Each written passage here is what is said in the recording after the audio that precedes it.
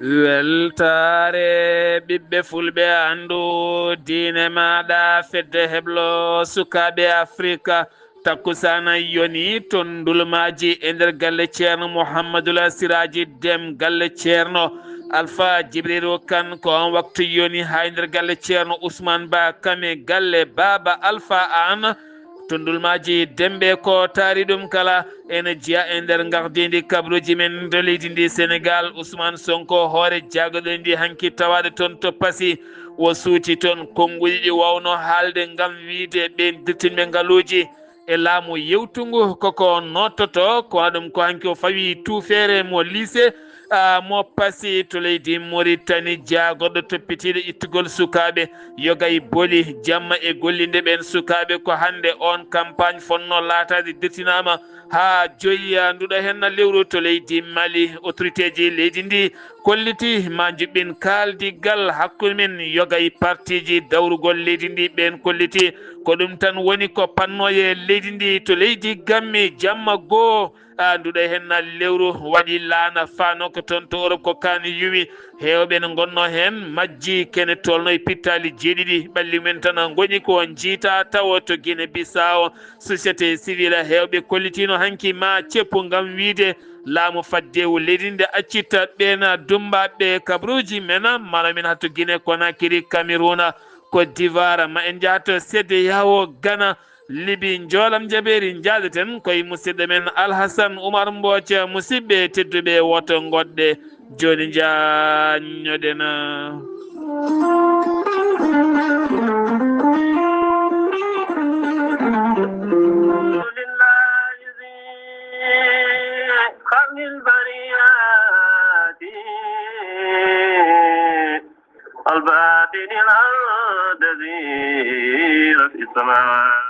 fedde jokkere endam koɓɓillo e gardogola Samba Sada Sy aɓe jogui beelama mawɗo habrude dendagal umma islamique kala e dendagal bandiraɓe julɓe kala ziyara gowɗo waɗede kala hitande ɗon ɗo cuuɗi meɗen koɓɓillo saaha o ɓattima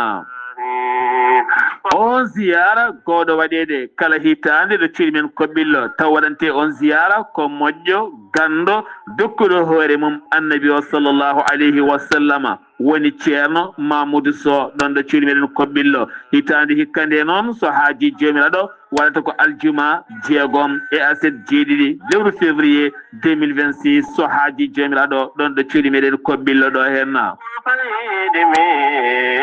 ɗin ñalɗi ene mbaɗa e dow inde teddugal ceerno Ibrahima Hadiya Sy kono ne kadi ceerno Alpha Siré Kane imam ratib mo koɓɓillo e ceerno Daya Dia mo Dabiya kono ne kadi ceerno Hamidou Ka to Dakar ene wonde ceerno Abou Bassoum to Kanel kame ceerno Sidi Modi to Horkoƴere ene wonde ceerno Abou Ba to Horkoƴere kame ceerno Bocar Saltori Satol e dendagal bandiraɓe ha tenti kadi maire commune mo Dabiya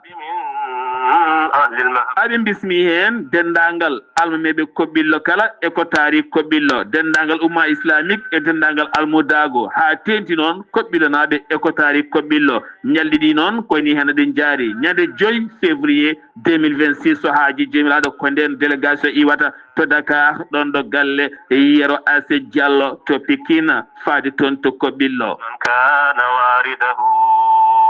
so yeehi ha woni sanga 8 h ko nden ɓe giwata ɗon faade toon to koɓɓillo sanga 15 h ko nden délégation yettoto ɗon ɗo galle ceerno Mamoudou Sow ɗo henna caggal muɗum noon soɓe dusodire ceerno nden moni kala fatata galle mum gam foftoyade so haaji jomiraɗo ñande 6 lewru février hawrata koye subaka aljuma ko silkiji qur'ana ɗon ɗo galle ceerno Mamoudou ɗo henna so yi ha juulama takkusana waɗe asrul jum'a futuro caggal gueeƴe waɗe jewte jamma annabi o sallllahu alayhi wa sallam ñande jeeɗiɗi nde noon ñande woni conférence cérémonie o e bandiraɓe kala qur'ana jangge duwoji mbaɗe silkiji mbaɗe mbaynigu hakkude ceerno e yimmom kala woto manki ɗiɗo henna ñalɗi diine ɗon ɗo cuuɗi meɗen koɓɓillo ɗo henna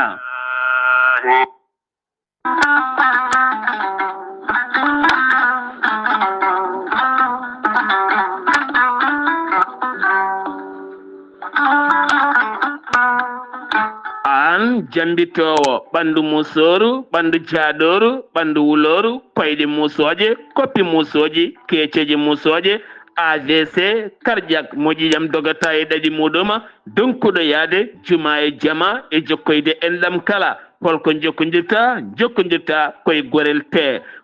te heeɓe hutortoɓe ɗum jokkodiri e gorel te kolliti oɗo saaha koɓe jambitanno duuɓe kitale kala ɓe mbi'i alhamdulillah gorel te ko kawisaji mawɗi ko haako iwru ko tokkoridinoro ari ko wallude e safrude ha moni kala yiito hen hoore muɗuma gorel te a ittat ko jamireɗa mbaɗa e ndiyam gulɗam aɗa yara aɗa yiito hen cellal ɓandu maɗa ala effet ala rewam ala haydara ko haako tan wocca ko fewna ha feewi aɗa yara ene lawƴa kala ñabbuji gonnoɗe nder ɓandu maɗa an jiɗɗo jokkodirde e tongoɗe gorel te walla ni site gorel te janggana hoore maɗa ko jangta e gorel te jahata koto internet a tappa toon www.gorelte.com joni jiya toon ko safrata e ñabbuji cuɗotoɗe ɓalli kala so tawi noon ko tongoɗe gorel te jiɗɗa heɓde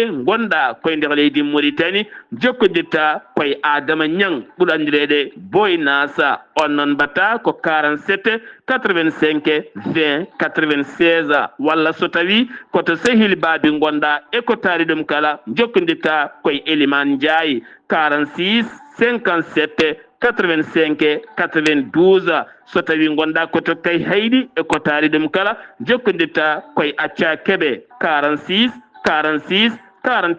86 walla so tawi koto Nouadhibou gonɗa jokkodirta koye Seyni Niass mbatta ko 46 53 52 43 so tawi gonɗa koto États-Unis d'Amérique jokkodirta koye Abousso Kawral Fouta Business +1 34 77 01 56 77 so tawi gonɗa koto leydi France jokkodirta koye Haruna Ngayda 06 50 99 64 43 musidɓe tedduɓe gorel te e jeese men dañen jaama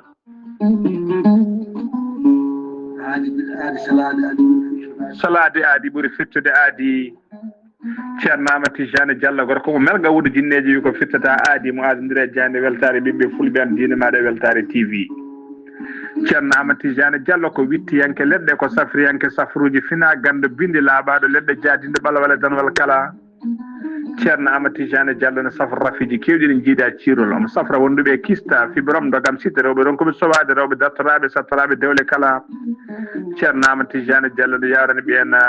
wonduɓe koyɗe musoje keceje musoje ɓalli ɓuutoji ɓalli ƴakkuji e ɓalli ɓuutoji kala ceerno Amady Tijani Diallo ne yawrani ɓen ustaraɓe gorago yawɓe yitade koye men ustra jippiɓe e leecce kala ceerno Amady Tijani Diallo ne yawrani on golduɗe prostate hay sino prostate ma ko ɓunno ala ko heddi so wonani opération jokkodiri joni joni mbiya alhamdulillah ceerno Amady Tijani Diallo dendagal rafi mbawɗa wondude so ɗon maldana ko balɗe tati mbiya alhamdulillah ceerno Amady Tijani Diallo gorko mo melga wurjindeji nder wittoji makko mo yiiti leɗɗe ko fate estomac son jokkodiri nder balɗe tati mbatta ñamde mbatta yadde kala ko kaajeɗa ceerno Amady Tijani Diallo gorko mo melga wurjindeji yawre ɓen ɗaɓɓoɓe kayitaji ƴewɓe visa ji ƴewɓe embauche kala ceerno Amady Tijani Diallo andini dendagal kilineɓe mum ewɗo saaha mo tawe to leydi France sa yiiɗi jokkodirde e makko mbatta ko 00 336 04 04 66 27 ceerno Amady Tijani Diallo base makko ne tawe to Nouakchott en tawi ɗon mi yii ko ne wiye ceerno Abdoulaye sa yiiɗi jokkodirde mo mbatta ko 46 94 21 91 ceerno Amady Tijani Diallo gorko mo melga wurjinneji base makko ne tawe to Dakar en tawi ɗon mi yii ko mbatta ko 77 714 94 15 gorko mo melga wurjinneji base makko ne tawe to Rosso Mauritanie ha to Dagana kala enen tawi ɗon ɓi nene makko ceerno Dia gorko mo leeraɓe numéro mbatta ko 77 537 79 28 ceerno Amady Tijani Diallo ko laaɓɗo reedu kommalaɗo woni konne wiide sanne mbadden dando faade makko kettude kaburuji mon e demgal pulaar Afrique, Asie, Europe, Amérique, Moyen-Orient Océanie. jam nyalle mon musidɓe tedduɓe mawde ɗiɗi siilo hitande ujunnaje ɗiɗi e nogase jeegom yonti kumpital mine ɗemngal pular ɗo yeeso haalirde he ko musidɗo mon guiɗo mon sehil mon Sar Abdoullahi Sarr to karallagal Weltare TV ko musidɗo mon Saydou Abouba Fedde yumma almuɓe joɗiɗe to wendu boseyaɓe e garde gola sohna Aminata Guissé dendagal wallidi mum kala aɓe kabra dendagal bandiraɓe mbahenaɓe kala aɓe teddiniri ceerno imam mamma sy ɗon ɗo ciɗi men mbahe kono ne kadi imam ceerno Yahya Dia e dendagal khalifaɓe mbahe e ko taari ɗum kala e dendagal felle rewɓe taweteɓe mbahe dendagal jeunesse mbahe kala e dow inde Amadou Guissé toon to leydi France aɓe teddiniri dendagal mbahenaɓe e ko taari mbahe kala wonande ñande nogas e nayyi nduleru janvier so haaji jomiraɗo fedde yumma almuɓe ma waw yillade toon ngam wadde balle ɗe wowi wadde hakkude mum e almuɓe ko ñande nogas e tati nde maɓe jaa ha toon to Luksayba gorgol taw kadi koye ballal ceerno Ibrahima Saydou Kane wottomo luuta noon ko wayno mbahe e ko taari mbahe kala aɓe bismi ɗumen e oɗo henna ñalawma Allah tedduɗo o henna sengiwe oɗon fannu paɗen koye kumpital men ɗemngala pular e nder genidi leydi Sénégal gartaten koye Ousmane Sonko hoorejo jaagoɗɗo leydi Sénégal hanki o tawama toon to Passy noon wonno koye ñalɗi ko wiyete ñalɗi pinal balɗe tati 72 heures ko hemɓe gonno hanki o noon ɗi ñalɗi jofanno kanko on hoore jaagoɗo leydi Sénégal o tawama toon ko toon noon o suuti konguɗi makko ɗi konguɗi ene luurodiri no feewi e konguɗi hoorejo leydi Sénégal taw koye discours mum e nder konguɗi makko kanko Ousmane Sonko teskama wiidemo oɗo henno wutte hoorejo jaagoɗo leydi Sénégal mo ɓorni ala kala ɗo heeɓimo ɓortademo yaademo wayimo kono haydara ni hattamo yaade haaju makko hattamo wadde gueɗe makko kala o arti noon e yanñade yogay gueɗe ɗe ganduɗa sa teskima tan haala hoorejo leydi e haalande makko nde ne tindina hande luural mangala ene feeñi e nder golle mabɓe nder yiɗe ko wona ɗum ko noon o erima toon ɓen tardinɓe leydi ndi rokkuɓe leydi caɗele o joofi ko laamu yawtungu ko serani e deƴƴude kala saaha omo haala guila o laamaki hawo laami koye kan haala o jokki o holliti ɓen dirtinɓe ɗin ngaluji e alɗuɓe dow wonande leydi ndi kala koko nottoto wonande kay sariya leydi ndi o arti noon e yanñade yogay gueɗe ko fati e faggudu leydi ndi o fawi toon noon tuufere ko fati banggue lycée mo Passy o lycée mo ganduɗa ma waw nawde ken toon e ujunere e temedde joyo taw ko élève koppareje jogoɗe wanjade hen nde ko milliard uji tati pawɗi temedere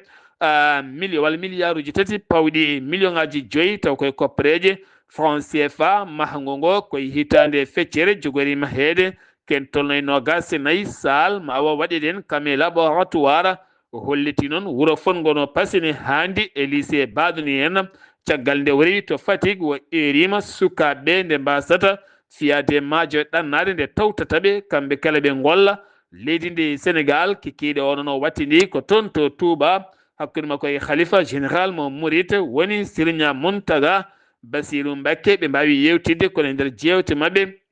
ala kala ko sigi hen saka yimɓeɓe mbawa tigui laɓɓitinede hen keddorɗen koye leydi ndi Sénégal hoorejo leydi Sénégal hono Bassirou Diomaye Diakhar Faye e nder discours makko wonande discours mo feññinno ñande capantati goho lewru mayduɗo hen ndu o holliti wonde ɗo saaɓe keeɓi kay e darnude walla mbiyen ñibde ni satellitaire mo ganduɗa ma waw rokkude ken tolno e million ɓiɗɗo Sénégal najo wawde hebde internet timmuɗo taw ko gratuit taw e mbuɗo yoɓani kono e nder discours makko teskam o ɓuuri erade hen ko jaam e kisal e ummindemo projet ji mawɗi no fewi guilay courant ndiyam jangde celal ɓalli e wallide sukaɓe rewɓe e sukaɓe worɓe ha mbawa dañde golle kono ne kadi ɓattade gawri dowri ndi ha miskineɓe mbawa tigui tinede e ummitinde kadi ko fati bourse familial kono koye sifa ganduɗa jaɓɓal ngal ɓe dartinno beele ko ngal jokkata walla ko gongal ko wona ɗum ko ustugol ko fate coggu kura koko haalano ko hanki fuɗɗi hewɓe hen noon koliti enen jaɓɓi ngolɗo henna ustugol kono kadi hewɓe koliti cuwataw famde ɗum cuwataw yiide hen haydara ko wawi wonde kala oɗo saaha laamu ngu holliti waɗi hen jaɓɓal ngam ustugol kura ustugol carburant e ustugol maaro kam yoga e calɗi goɗɗi kala ɗiɓe kolliri hitande hikka nde ko hitande jogorde welande leydi Sénégal e wiide hoorejo leydi ndi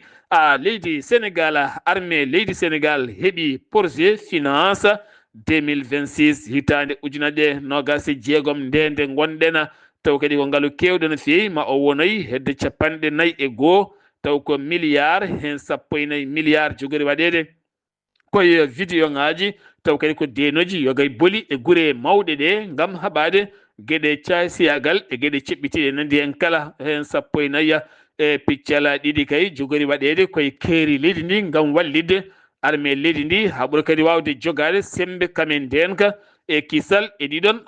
fannuji kala muɗum wanande kay beele armée leydi ndi ene ɓuura jogade fayida muɗum bonnugol deedi e nder suuɗayru jeeyi sababu tato bedda e kaso hakkunde Saly Poutouɗal kame Dakar ɗum noon ko délégué médical goto ene wondi kadi e on fo docteur nottotoɗo F.Kane mo ganduɗa wona docteur e on jeewo on jaay yeyata koto jeere Kera Serigne Bi to Dakar ko toon yeyata kono yeyata ko poɗɗe bonnoji deedi foɗɗere kala walla paquet kala omo yeeyi ɗum ujunnaji ɗi e temedde nayya ha ujunnaji tati mbuuɗu kene tolno e hitande kamɓe ɓeeɗo tato kamɓe gollodirta ngam bonnude deedi e suuɗayru kala jiɗɗo bonnude reedu mum koye mabɓe jokkodirta ɓe bonna deedi joomum yoɓa kanko fo docteur o so bonni reedu ndu wo namdoto ko 24 ujunere kamɓe kala noon ɓe mbiyama teep o saaha kay ɓe jogori bonnude deedi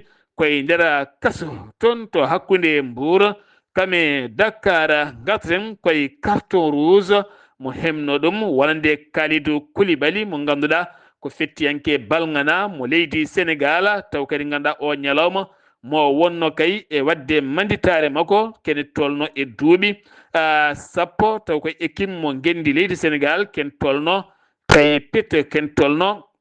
e fettugol makko e nder équipe mo Sénégal ken tolno e balɗe temedere ko ñande hen kay ndeɓe petti hakkude mabɓe e Benin ha woni 1 minute ko nden o heeɓi carton rouge ko ngol woni laabi ɗiɗi noon omo heeɓa carton rouge guila hitande ujunaje 15 woni 2015 ko guel nden wo notti équipe mo gendi leydi Sénégal ko keptinaɗo to banggue jaam e wonde sérieux e pettowo taw ko pettugol gana keptinagol bangol fayida kono kadi kanko Kalidou Koulibaly mo ganduɗa o saaha heɓene ɗamini hayso heeɓi carton rouge ene gasa woni hen kolliti ne wawi o fetta ɗum ko ñalawma janggo hakkunde Sénégal e Soudan ene wawi kadi o wasa fettude so tawi noon ko Sadio Mané waɗi kene tolno 119 taw kadi koye fettande e équipe mo gendi leydi Sénégal so tawi noon ko Idrissa Gana Gueye waɗi noon kadi 123 fettande taw koye équipe mo gendi ndi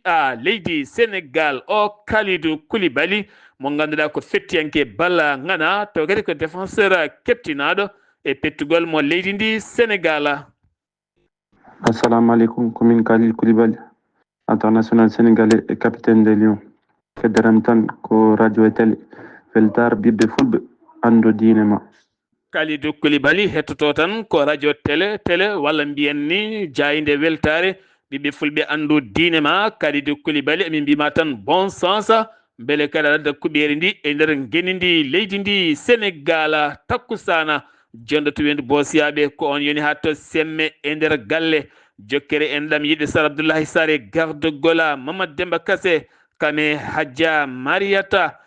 Demba Kassé ɓuurandirede wonande Mabo Dori mo ganduɗa Hadja Mabo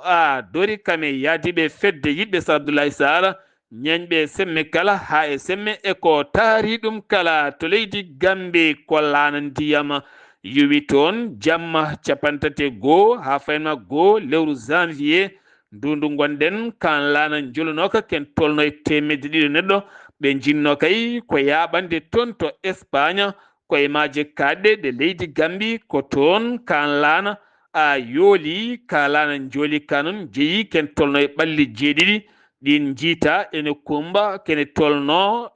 ken tolno e capanɗe jeenayi e jeegoma neɗɗo wawi faabede heddiɓe noon majji jaade ndiyam cuwa taw yiitede e wiide jaagoɗɗo oɗon fannu wonani hitande hesere musalla mawɗo no feewi wonande gambinaɓe kono andaka noon beele ko ɓiɓɓe gambinaɓe tan ɓolɓe gonno e kaɗo hen laana walla ala beele kadi won woɗɓe wonnoɓe hen kala paaɗen ko toon to leydi Mauritanie jagorɗo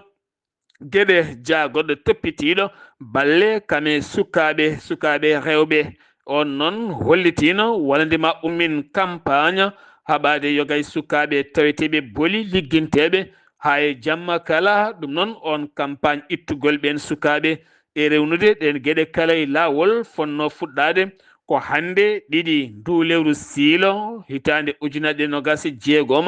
wawi dirtinede ha joyya ndu lewru ndu gonɗen ndu so jomiraɗo haaji kono haalani ko jeeyi sababu dirtinde siftinde moon hoorejo leydi Mauritanie Mohamed Wuld Cheikh Al Ghazouani o rokkiri Mauritanaɓe balɗe ɗiɗi foftere jomen ñaama jara pofto wonno ko alhamisa hanki o kame aljuma hande o kala muɗuma hoorejo leydi Mauritanie Mohamed Wuld Cheikh Al Ghazouani holliti ma yuɓɓina jonde kaldigal nden jonde jogol latata ko jeetati ndu lewru janvier wonata ko alhamisa garayowo so haaji jomiraɗo nden jonde noon ko capanɗe nayo tawen ko jomen martabaji e nder leydi ndi taw kadi ko ɓen dawriyankoɓe woni mabɓe ko ardiɓe landaji nogas jeeya koye landa laamu ka nogas e diɓe koye landaji ceertuɗi nden jonde maɓe mbaddu gooɓe jiile gam yewtere heɓanade kaldigal leydi ndi kala beele kadi ɓe daña kuccam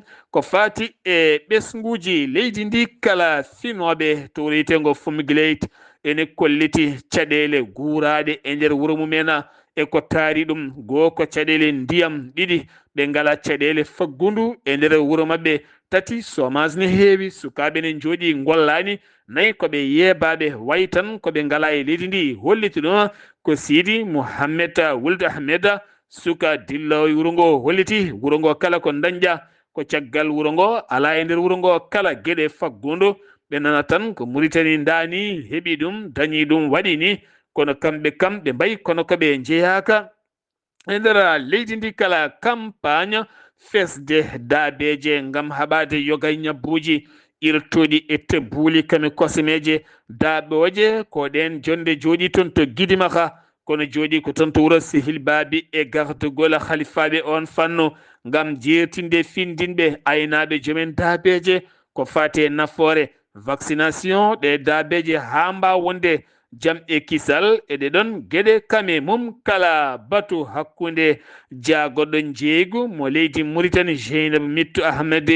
kame gardiɗo wonande yeeyoɓe leydi ndi Mohamed Hiyada ɓe mbawi yewtitaɓe jaaƴe no feewi gam ustugol yogay coggoji ko adi lewru korka tijjandu ɗo tan e lewru e ko fawi taw kadi koye ndeɗo hen hitande douane mo leydi Mauritanie nanni recette kewɗo no feewi e nder 2025 mayde ɗo hen nde goho tan janvier 2025 ha fayenma capantati goho janvier 2025 nde hitande wotere capanɗe nayyi e joyi milliard taw koye uguye kiɗɗo woni koɓe nanni noon ko recette mo ganduɗa ene filti taw kadi koye hitande 2024 ɓe kolliti noon mbaɗi hen taaɓal manggal no feewi gendarmerie national mo leydi Mauritanie taweteɓe région de Taraza ɓe kolliti toon to Kermasen ɓe teeɓima toon wonande produit ji kewɗi no feewi taw ko produit ji ɗi ndewani lawol kaɗaɗi yeyede e nder leydi ndi ɗi produit ji kay wona produit ji jamiraɗi yo jeeye leydi ndi ɗum jeeyi sababu noon ɓe teeɓima ɗiɗon produit ji. Assalamu alaikum, komin Khalil Koulibaly, international sénégalais et capitaine des Lions. Keddaram tan ko radio e télé weltare ɓiɓɓe fulɓe ando diine ma. Kalidou Koulibaly weltare TV weltare ɓiɓɓe fulɓe paaɗen ko toon to leydi Mali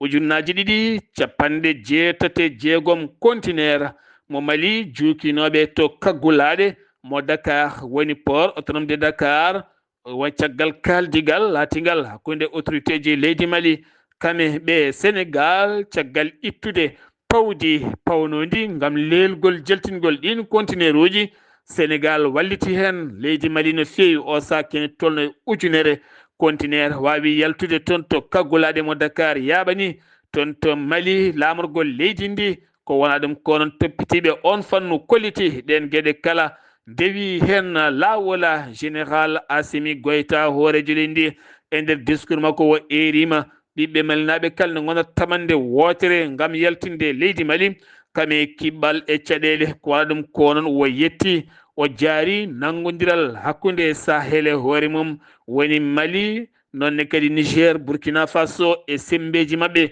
dariɗi ngam oɗo saaha yidde addude jaame kisal e nder leydi ndi o holliti leydi ndi noon maɓe gummin faggudu kamene wondi kadi e gueɗe ɓamtare kaldigal hakkunde landaji dawrugol kame laamu ngu ma yuɓɓine daɗo noon ƴettaka ko wala ɗum ko hewɓe dilloɓe landaji dawrugol kolliti ko gonga noon wonande parti ji politique ne keewi ɗe gueɗe kala ma kalde ƴeewe holnin juɓɓudi wawdi waɗede haɗen gueɗe kala ɓuura rewde lawol e wiide yogay parti ji jogoɗɗi kay tawtorede nden jonde nde date mum soit taw ƴettede to Guinée Conakry ko fati discours général Mamadi Doumbouya laatake ñande capantati goo ndulel ndu gonɗen jeeyi sababu noon hewɓe guinenaɓe garti e namdade ko jeeyi sababu o hooreji lendi wa arani kay andinde yimɓeɓe bila makko hitande yawtude kuccam golle makko nde hitande fande goto e kumpetiɗo tugnorgal leydi ndi biyeteɗo Alhassana Makkanina holliti ɗum ala kalɗo winda e dosde saria leydi ndi ko aada tan hooreji leydi kala waɗa discours ɓeto golle mum kono ala kalɗo winda hen kanko on général Mamadi Doumbouya paɗɗo lawɗingol ko fati banggue jencuɗi ndi catal ardigal sumgoji leydi yaltini ɗum noon o fadi koye cour suprême beele lawɗinanamo wonande polgo ngu o dañi e ɗi sumgoji jawtuɗi nogase jeetati lewru maniru kala temedere noon o dañini hen capanɗe jeetate jeegom kanko on général Mamadi Doumbouya to Guinée Bissau wonande hewɓe dilloɓe société civile hanki o ɓe joguinomo fandare yidde seppude gon seppo noon ko wiiteɓe laamu faddewu ngu oɗo sakayde accita ɓen hewɓe dumbaɓe e cuuɗi dumbirɗi ɓe eri ko général tan tama hooreji ndi o saaha mo gonɗen kono kadi seppo maɓɓe ngo laataki ɗum ko caggal o kuddata bannoɗo nogase jeegom lewru novembre taw kadi follano ko laamu wonande Oumar Sissoko e Mbal o taha hande taweteɗo toon to leydi Maroc to Cameroun Paul Biya gorko mo duuɓi capanɗe jeenayyi e ɗiɗi laamiɗo leydi ndi taw koye lamminere sakkitinde wonno ko sappuɗi lewru octobre 2025 taw kadi ganduɗa ɗi sumgoji waɗino fitinaji mawɗi no feewi kankoya wonande lundenke laamu makko Issa Tahirma Bakary moltoyiɗo toon to leydi Gambi walla ko moltoyiɗo toon to leydi Gambi ko wona ɗum ko noon kanko hoorejo leydi e nder discours makko holliti ɗi sumgoji ndewi lawol hayso hewɓe gandi kay nangle kewɗe gañaɓe waraɓe e ɓen sokaɓe ha maye kaso ene laati hen e nde hitande yawtunde o holliti nde hitande fande golle makko mantiniɗe ko wallude ɓiɓɓe leydi Cameroun ha mbawa dañde ndiyam labɗam jarateɗam mbawa dañde kuɓɓam kala foyre heɓa kuɓɓam timmuɗam fewna booli nokkuji joñiɗi kala jonce kono kadi yaltinde capanɗe 5 milliards wallide sukaɓe rewɓe e rewɓe kala ha mbawa dañde golle e nder leydi ndi 2026 ko hitande annora wonande leydi Cameroun no wiiri kanko gorko mo duuɓi capanɗe jeenayyi e ɗiɗi lamtiɗo leydi ndi taw kadi koye dawal mum jeetaɓɓal to leydi Côte d'Ivoire lappi gaynaka finoɓe nder leydi ndi kolliti ko caɗele tan ɓe guuri kamɓe ɓen aynaɓe ɗum koye jonde hakkude maɓɓe catal wonande fedde gowatago windere taw ɓaati koye FAO ɓe kolliti noon wonande kay aɗa yaaha kene tolno e kilométre uji kewɗi taw ko guese ɓole jiyata o samɓe padi ko ngal catal beele walla ɓe e lappi hakkude maɓɓe laamu leydi Côte d'Ivoire Brahima ko goto e aynoɓe holliti so fini wakkima sawru mum rewi caggal nayyi muɗum en yaaha ko juuti hawrani durgol ngam kala mum hande o wattede gese ɓole siftinde mon jonde joɗinode e lewru novembre taw kadi lewru décembre taw kadi ni koye jonde CEDEAO ton to Abidjan laamugo leydi Côte d'Ivoire ɓe gartino ko fate transport aérien taw koye laaɗi diwoje e weeyoji CEDEAO maɓe gusto taxe uji paweteɗe laaɗi diwoje taw koye jurotoɗe e leyɗele CEDEAO beele kadi ɓen ɓiɓɓe CEDEAO kala oɗo saaha pasuji taw ko avion ne wonan ɗumen moy seer no feewi ɗum noon fuɗɗoto ko 2 janvier 2026 ko hanki o fonno fuɗɗade e nder leyɗele ɗeɗon kala ɗe CEDEAO so tawi biye o ustete en ko kala 125 beele jomumen ɓuuri wawde dañde nafoore mawde no feewi gam teskede hakkude Dakar tan e Abidjan so tawi ko biye aller retour ene yaaha ha ganduɗa kene fotto wonde 52 ujunere taw koye koppareji franc CFA hewɓe kolliti kene tolno e temedde nayya euro ene seeri no feewi jeeyi sababu o saaha ustugol beele ɓiɓɓe wonande finoɓe CEDEAO daña kay wawde ɗannade taw koye dow neware to leydi Ghana binoɗo ko kañum woni Annabi Nuhu pewnunoɗo laana mum o biyeteɗo Abe Nuwe mo ganduɗa binoɗo darga daroto ko 25 lewru décembre mandiɗo hen nandu ɗum ko caggal nde o fodani yimɓe kala ne gara tawtoya laana makko ka o fewni ka ma ilam ar juuka aduna o kala o holɓini hewɓe noon holliti yimɓe kala yo dartin kala ko mbaɗanno nde yeehi noon ha 25 novembre walla mbiyen 25 décembre ndere nde o holliti Allah haalnimo dirtini darga o kono ɓoyata ma haalamo kadi darga nde darato police mo leydi Ghana nanguimo o saaha gam konguɗi makko jultuɗi yogay layti rendoji kala jeeheten ko toon to Libye caggal avion privé jonnunoɗo état major général armée leydi Libye giwnoɗo toon to leydi Turquie ne fata leydi mum laana makko jannoka ñande 23 décembre jeetato wonnoɓe hen kala maayi hay goto fiɗɗani nofuru bois noir kollirowo ko jeeyi sababu kan laana yani on bois noir leydi Turquie hollitino enregistrement o holliri ko caɗele technique on appareil kono ɗum ko noon laamu leydi Libye totti on boîte Londres beele kadi ɓe mbawa andude ko jeeyi sababu wonande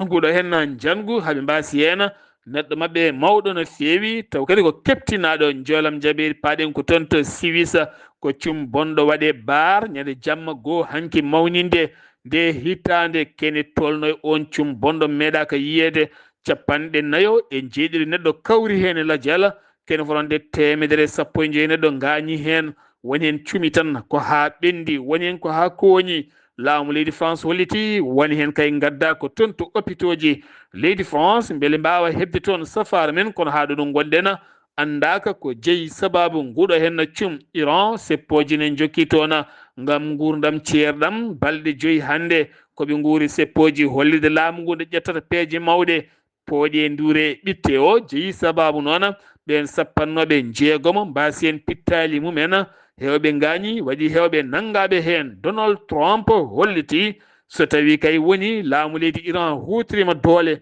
e dow seppoɓe mbi tan ko gurdam ne seeri ma wallita ɓen seppoɓe so tawi laamu leydi Iran dartinta ko waɗata ko New York heeɓi maire mum kesso o maire cuɓanoɗo ngol woni goo julɗo arɗo mairie mo New York o mbiteɗo Zahran Hamdani ko hanki o suuti jungo makko wondi maw jogori wuro ngo Jame Kisal milliard uji kewɗi ɗi o foti wanjude e fannu transport kam yogay nokkuji jangde e ƴellidde New York no woruno New York ganduɗa million ngaji 5 pawɗi ene wuuri e muɗum gartoten